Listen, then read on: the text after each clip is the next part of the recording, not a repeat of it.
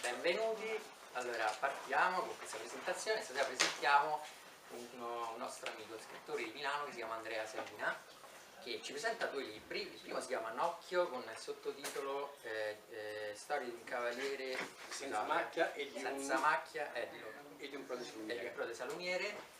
E poi ci presenta un altro libro di cui parleremo più tardi, che è una specie di esperimento che lui fa giocando un po' con l'erotismo, che si chiama Quel che tu vuoi. Iniziamo prima da Nocchio. Che cos'è Nocchio? È una, diciamo, rivisitazione della favola di Pinocchio, che poi in realtà lui ci spiega come l'ha rivisitata, se la considera un prequel, un sequel, una cosa rielaborata e così via.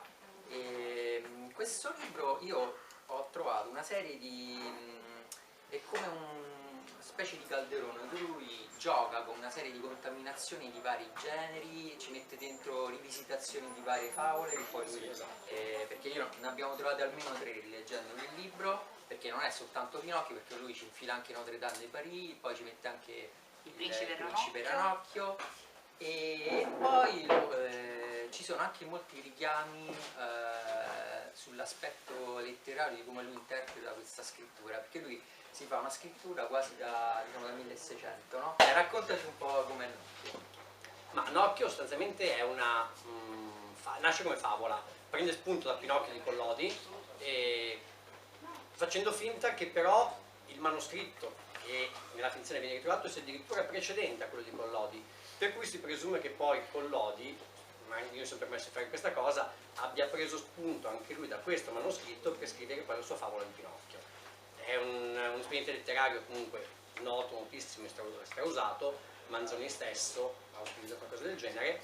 Manzoni ha utilizzato i Promessi Sposi per fare anche una critica sociale e politica dei suoi tempi. Io nello stesso modo ho utilizzato Storia di Nocchio per fare una critica satirica, a volte magari un po' pungente, su quelle che sono le problematiche contemporanee nostre, sia politiche che sociali, che vanno dalla moda all'economia alla politica vera e propria. Una cosa che si nota tra i due libri è che la fata Catarina, che la fa da padrona in tutti e due, perché in realtà anche se i protagonisti nei due libri principali sono da una parte Pinocchio e dall'altra Messer Piero, in realtà la donna in questi libri la fa da padrona, secondo me sono libri particolarmente femministi, nel senso, in uno è la fata Catarina, la fata turchina poi, che già solo rispetto all'abbigliamento dell'epoca utilizza comunque degli outfit molto più moderni del solito, anche un po' più sconci di quelli che andavano all'epoca,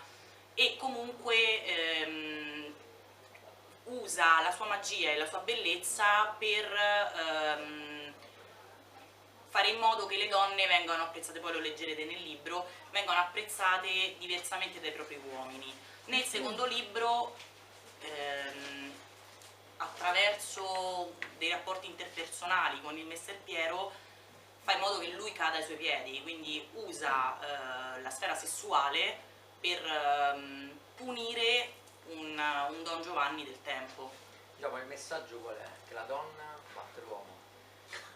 No, che la donna batte l'uomo non esageriamo, però diciamo che la donna comunque in genere è una marcia in più rispetto al mondo maschile, e questa è una cosa di cui io sono convinto, non che le donne siano superiori, però sicuramente in molte cose le donne hanno una marcia in più rispetto a noi che tendiamo a sederci e a vivere un pochettino sugli allori. Dietro a un grande uomo c'è sempre Una grande donna di solito.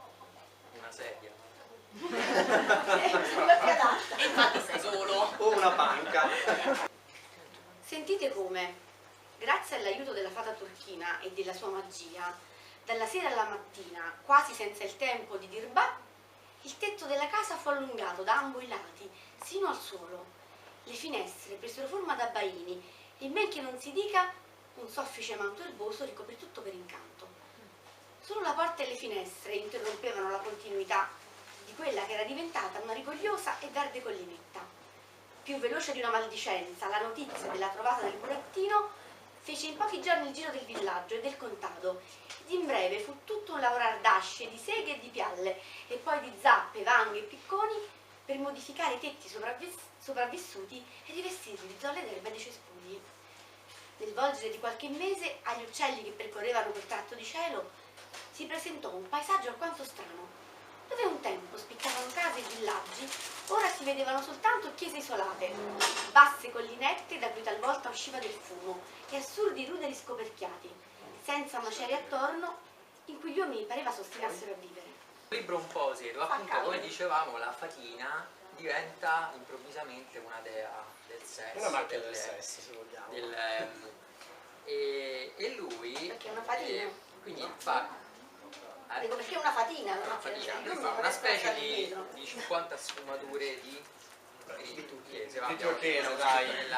E quindi, come dicevamo prima, il significato di questo testo è, come abbiamo detto, la donna ha il potere sull'uomo, perché in realtà la trama di questo testo qual è? Che la fata, per vendicarsi di alcune dicerie che un uomo, questo Messer Piero, mette in giro, attua una sorta di vendetta che non diciamo come finisce, no, non vediamo. Aspetta, non è esattamente per vendicarsi, ma più che altro per dare una lezione di vita a un Don Giovanni incallito. Esatto.